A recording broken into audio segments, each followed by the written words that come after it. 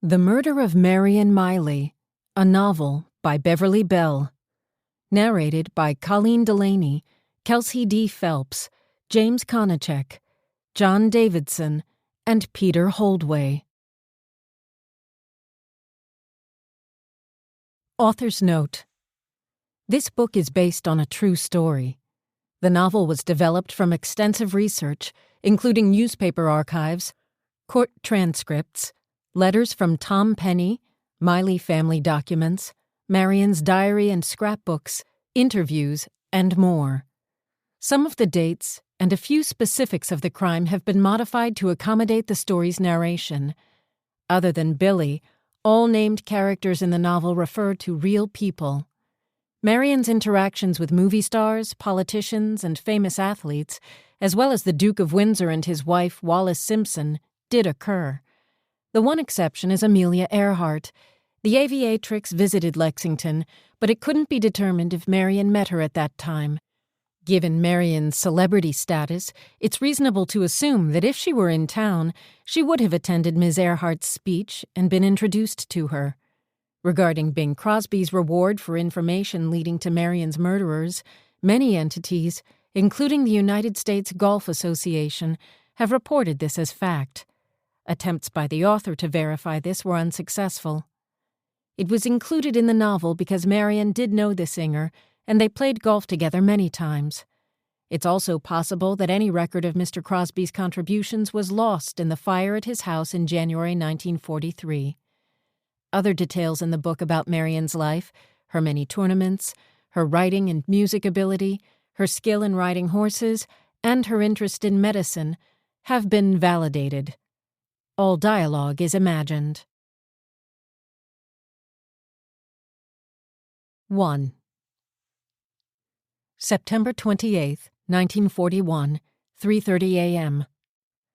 The first bullet entered her back on the left side of Marion's spine, tearing through the lower fibers of her trapezius muscles, the beautiful piece of flesh that controlled her shoulder blades, those same shoulders that made possible the textbook turns in her golf swing, rotating from left to right and left again. Those who knew nothing about golf or anatomy always assumed Marion's power and distance off the tee came from her toned arms or the strength of her grip. Those people were wrong. This, the once sinewy, well-knitted tissue, was the source. The bullet ripped through Marion's pectoralis major and exited 3 inches above her left breast. The second bullet hit the parietal lobe of her brain and grazed the motor cortex, which controls body movement and coordinates motor skills. It decimated the ability of Marion's hands and eyes to work seamlessly with the club and ball. She would never again deliver a 250-yard drive down the middle of the fairway or land a delicate pitch on the front of the green, rolling it up within 2 feet of the hole.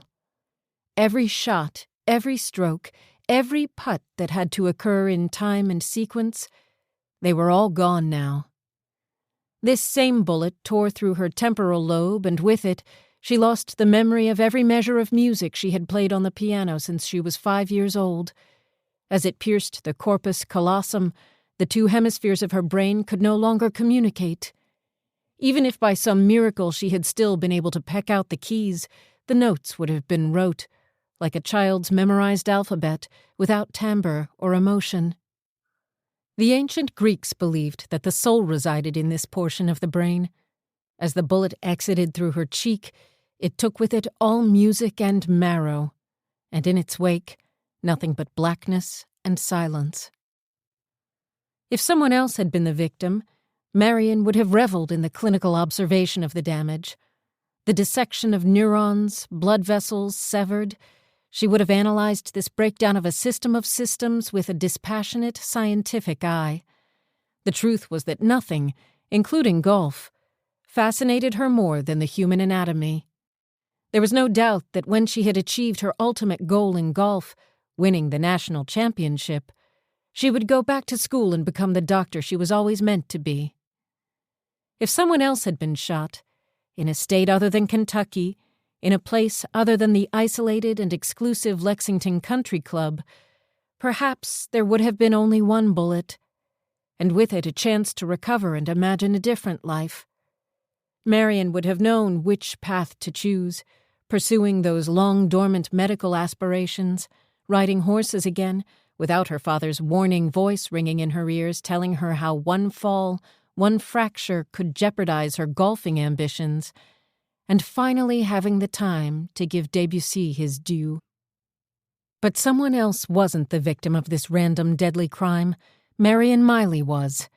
The gifted daughter of a frustrated golf pro, a national celebrity who had dominated the game for the past decade and could still win the big one. A golfer who had met movie stars and a former king and thought it was normal.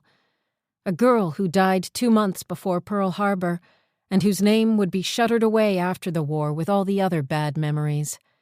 And it wasn't just one bullet that hit her. The second one blew through her brain, stealing everything. Power, finesse, life, breath, and her one chance for immortality, winning at nationals. There would be no recovery, no next act. The 27-year-old was dead before her body hit the club's apartment floor. 300 yards away, James Watson was dozing in his poster bed, caught between a netherland of sleep and consciousness, when gunshots in quick succession cracked the air and shook him awake. He peeled back the chenille blanket. His 2-story frame house and 31-acre farm bordered the south side of the Lexington Country Club, where the shots had come from. As he stood at the window, a second set of shots rang out from the same direction. Nights weren't kind to the 72-year-old widower. With the constant calls of nature and the indigestion that churned him like a bubbling pot, he rarely slept through till morning. And now this. Watson peered out over the stand of red maples that separated the two properties. The night had gone deadly quiet again. The club's front light, usually burning, wasn't on for some reason. The problem was he didn't trust himself anymore, what his senses said or what he thought they told him. With every passing day, the line between what was real and what his mind concocted in a haze of age and lack of sleep grew fuzzier. Watson climbed back into bed, hoping his frail bones would allow him a few more hours of rest. In the country club's far bedroom, the robber rooted through the dresser drawer, his fingers groping for the stash of money his eyes couldn't detect. "I can't see a goddamn thing," he mumbled. "Keep looking," his accomplice replied, directing their one flashlight toward the drawer. "I'm telling you it isn't here."